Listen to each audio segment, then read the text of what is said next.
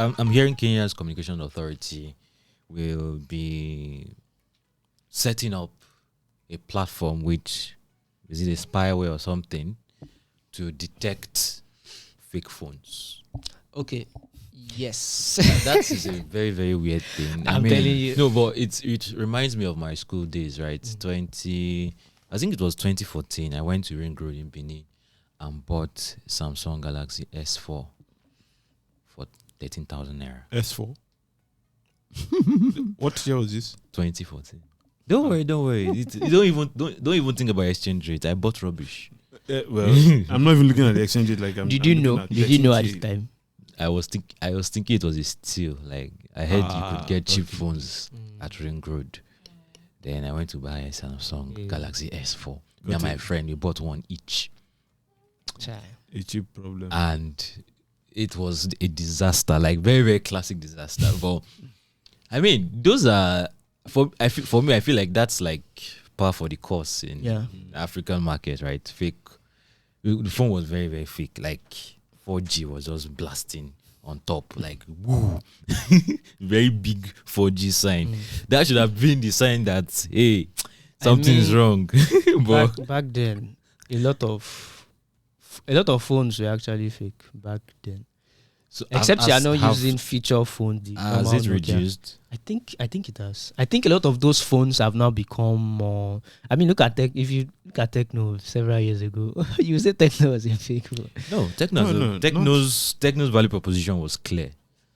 For those of you that don't have money, that you don't have money, this is an affordable entry point into the smartphone space, and it does a very good job. I mean, I see Twitter people talking about who still uses Techno. The people that use Techno and Infinix, there are more than people that use iPhone and Samsung, like by far in Africa. So Techno's and Infinix value proposition is very, very clear and straightforward. They give you good value for the money you are paying, right?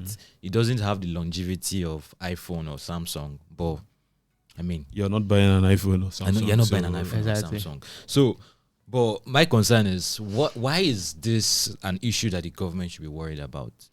That's what I'm thinking about right now.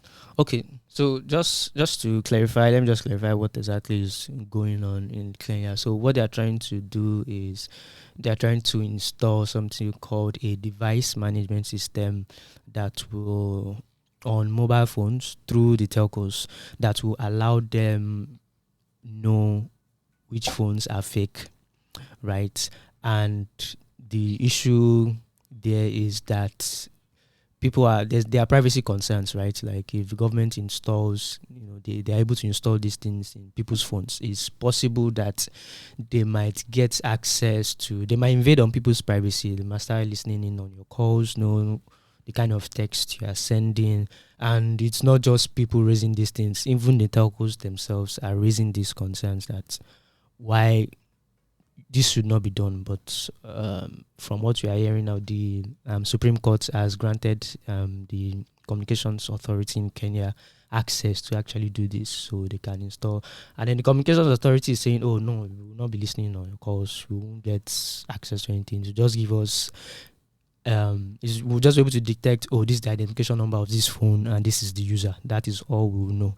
But Safaricom is saying, no, this thing, you could actually see a lot more, you could know a lot more through this thing. And then, which now takes us back to the question you asked, that why is the government concerned with fake phones? I mean, I might be interested in buying the knockoff iPhone 14 Pro Max just to show up. Like, how is that your business? As long as the phone serves, like, is it that normally people cannot, when you think about Africa and phones, there are kind of phones that people cannot really afford, right? I saw a statistic in Kenya, like when you look at feature phones to smartphones, people are buying a lot more feature phones than smartphones. So the question is simple: which one will be government owned? Inside the thing, let me buy my knockoff iPhone. It's very weird. So I get the fact that the government have like something like a standard organization, right, to prevent the importation or coming in of counterfeit products into the country. It's in the best interest of the government that say you don't have counterfeit drugs, you don't have counterfeit food products.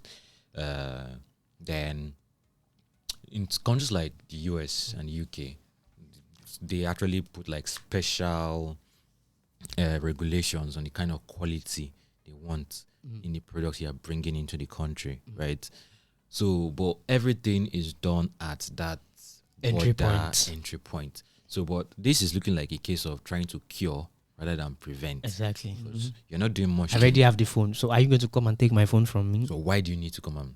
You said you want to disable services to the phone and all of that. Then, and of course, the guys manufacturing these fake phones, they're getting really, really good. Really, really good. Like they can install really, really advanced equipment inside the phone that even your device management system might not be able to spot all of them. Right. So, but I mean, in those days when I used to read specs of Symbian phones, right? So there was this platform called Trusted Reviews. Okay. Edward Chester, God bless you wherever you are. Then there's this platform called Trusted Reviews. Okay. Then anytime I want to check the review of a phone, say Nokia N95 or A70, whatever, I will go to that platform. If I want to check the specs, I will go to Nokia's platform. Now, Nokia has if you look at it very, very closely, you see that the specs for phones coming to Middle East and Africa is different from the specs that's going to the US and Europe, which was very, very weird at the time, right? So it means these companies, even for the big companies that you already know, they still demand a certain standard, which is what I think the focus should be. But yeah, maybe we should not jump into any conclusions yet. True. Let's see how this plays out. But yeah, that thing is very, very weird. It is. Where's your business?